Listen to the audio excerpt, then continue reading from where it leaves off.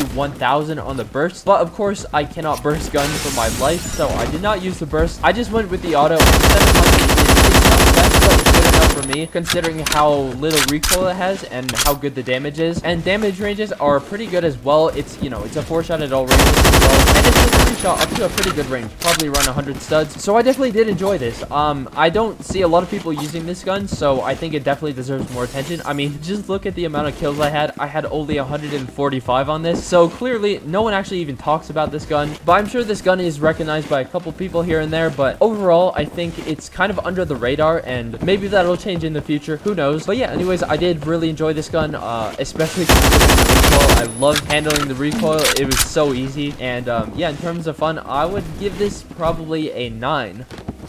Alright, so the next gun is the G3, and I only had 365 kills with this, so clearly I have not used it enough. And for my setup, I had a comp aim point, a compensator, an angled grip, and a green laser. So yeah, this gun was very confusing to me, in a really good way actually. You'll find out in a second, but like, when I first tried this gun, okay, I thought, oh my god, this recoil is ridiculous. Like, when you actually try out the recoil, you see how much it bounces all over the place. It's really just strange, and it doesn't look like it's gonna be accurate at all. In addition to that as well, it has a pretty slow fire rate, 580 RPM, and the damage isn't really expected considering the other battle rifles like the Scar H does more damage, or like close range at least, but it doesn't really jump out to you as like something that you just immediately need to try. But as I got into it, dude, it was so weird because the recoil, although being like really all over the place, didn't even feel like that as I was shooting it. Like to your eyes, it has a lot of recoil, but when you're actually playing with it, it doesn't. Like, it's so weird. I don't know how to describe this. It just felt accurate for whatever reason. It doesn't even make sense to me. It was honestly like the funnest gun I've used in a while, and I can't put my finger on it. I don't get it. Like, every time I shot, it looked like it was going all over the place, but it just kept steadying in the middle, and I just kept actually getting kills. And for that reason, guys, I'm gonna give this probably a 10 out of 10 on the fun scale. I didn't expect to enjoy this so much. I'm 100% gonna be using this in the future, and the only thing I didn't like about it was the 20 bullets, and even then it didn't faze me because the fire rate's kind of low. So yeah, it was honestly just an experience that I didn't expect, but I'm glad that I was able to use this gun and just actually like realize how fun it was.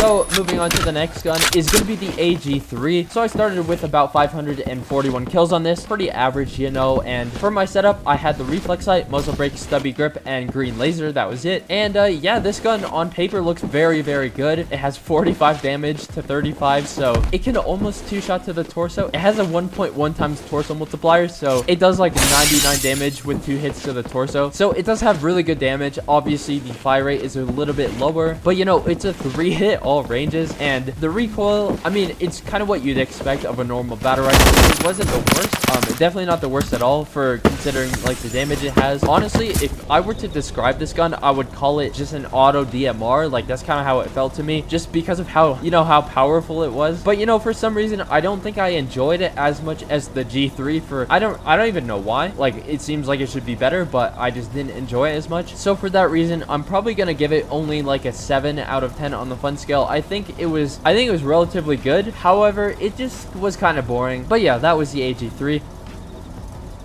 Alright, moving on to the next gun, the HK417, a gun that I only had 22 kills on to start out, so I didn't have too much experience with this, I guess you could say. And so for the setup, I had a mini sight, compensator, folding grip, and then the full stock. I've heard it's really good. Like, I heard this gun is really, really good. However, it just felt kind of like, I'm not too sure why. It just kind of seems a little bit average. Like, sure, the gun's good. Like, it has really good damage. The fire rate is actually, you know, it's okay for a battle rifle, and are obviously not too bad. It just a typical battle rifle, but I will also say the recoil was overall, in terms of having fun with this, I felt like it was kind of just a gun that you would use to do well rather than, you know, just have fun on the game. So it felt more like a comp gun rather than, you know, just have fun with whatever gun. So for that reason, I'm probably only gonna give it like a 6 on the fun scale. But guys, I just want to remind you, these are all my opinions, so just don't freak out on me, okay, please. In fact, leave your opinions in the comments. Thanks. Okay. Alright, anyways, that was the next gun is the Henry. Man, okay, I started out with a lot of kills on the Henry. In fact, I had pretty much 2,033, so that's a lot compared to my other guns. And the only thing I used on this was a VCOG. I took that off later, so you really don't need any attachments. You could actually go with a laser, or I really don't actually know. I've heard the 410 conversion is good, which kind of makes it into a shotgun, but I kind of just wanted to use the original Henry. I didn't want to use a shotgun today. After all, this is battle rifles. So yeah, with the Henry, I thought, you know, obviously if you haven't used a Henry, it's kind of like it's a mix between a sniper and kind of a carbine is kind of what I would say. I don't know why it's a battle rifle, to be honest, but yeah, so it does have a pretty good one shot to the torso range. It's kind of like the SVDS, you know. It's indeed pretty fast, you know, for something so sniper like. So 80 stud one shot torso, that is very nice. One shot headshot all ranges. The thing that I don't like about the Henry is the muzzle velocity. So if we're treating it as a sniper, it only has 1800 muzzle velocity, which is pretty much, it's terrible. Like, you're gonna have so much bullet drop, and it's really hard to hit headshots. And for some reason, I was getting a ton of hit markers with this. Like, I was hitting some body shots, but I wasn't getting the one shot too often, and I was overall just getting very frustrated because, well, with the very slow muzzle velocity, it's hard to hit your headshots. And when you're kind of like at long range, it does make it a little bit difficult because you can't really rely on a one shot to the torso all ranges. I mean, obviously that would be very broken, of course, but yeah, in using this gun, it felt just like an SVDS except worse, you know. It's a little bit faster, but the reload is terribly slow. Terrible muzzle velocity as well compared to the SVDS, and only 5 bullets in the mag. So if I were to compare this and like the SVDS or even the Mosin, I would probably go with either of the actual snipers. Maybe it was just me at the moment because you kind of need some really good aim for this, and I guess that wasn't really my day when I was using it, but I have had fun with it before, which is why I have like 2,000 kills with it. So I'm still gonna be a little bit generous on the fun scale. I'd say probably an 8 out of 10, but yeah, that was the Henry overall. I mean, at the very least, it's unique. Alright, so for the final gun, we have the FAL 50, and yeah, so I only had 195 kills with this, so under 200, it's very not that much. And for the setup, I actually used the same setup the entire time, which I kind of regret, but I had the reflex sight, compensator, folding grip, green laser, and then the .45 conversion. And the thing about the .45 conversion is that it makes it a lot more like an SMG-ish, or kind of like a carbine, or like, I don't know, it kind of like defeats the purpose of it being a battle rifle because, well, you get a lot more bullets, and I think the recoil is a little bit better, but it actually makes this gun very good. You have a 3-shot all the way up to, I'm not really sure, it's probably around like 80 studs, maybe a little bit more, maybe a little bit less. Can't do the math right now, I just don't want to. But you also get 50 bullets in the mag, so that's a little bit crazy. So I would say at medium range, this gun does very, very well. Like, it does very well. I don't think it'd be the best idea to use it at close range because it only has 700 fire rate, so you're going to be pretty much beat by any SMG, you know, assault rifle. It doesn't have a 2-shot, so it's not really worth using at close range in my opinion. However, given the 50 bullets, I think it's totally usable at medium range, if not really good. And yeah, overall, I think I kind of enjoyed it, but not really. Like, it wasn't my thing. I don't know why. I'm not denying it. It was very good though. I'm not really too sure why I didn't have it. I did have a little bit of struggling with the recoil towards the end, so that's why. But yeah, I'll give it probably a 6.5 out of 10 on the fun scale.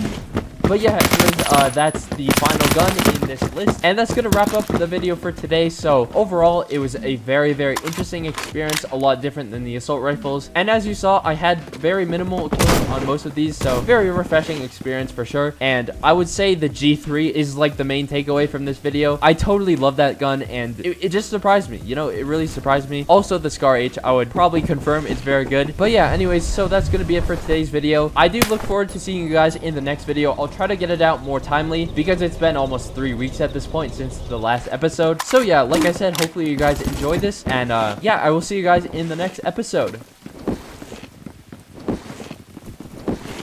Alright guys, what's going on, and welcome back to another video. Today we're going to be doing another real-life military loadouts video, and we're going to be looking at this one specific unit inside the US Navy called SEAL Team 6, or Dev Group for short. And basically it's this counter-terrorism group, so I guess today we're going to be countering some terrorism, and it's supposedly a tier 1 unit, so this is going to be fun. And the good thing about this is that we have 7 of these weapons in Phantom Forces. I might be missing 1 or 2, and some of the loadouts might not be completely accurate, but I did try my best. Also, quick thanks to Despite fine gentleman for bringing me the idea. But anyways, I don't want to drag out the intro, so let's get into it. So they divide their unit up into assaulters and snipers. So there's 4 assault guns that we're going to be using, and then 3 sniper guns. First assault gun is going to be the HK416. Apparently, this is like the most used gun in the unit, and I couldn't find any optics they put on except for the suppressor. So we're just going to run with the suppressor for now, and then we'll see how it goes, honestly. And I'm actually really excited for this because we have some interesting guns and some actually like really good ones coming up. But for now, I think the HK416 is going to be pretty good.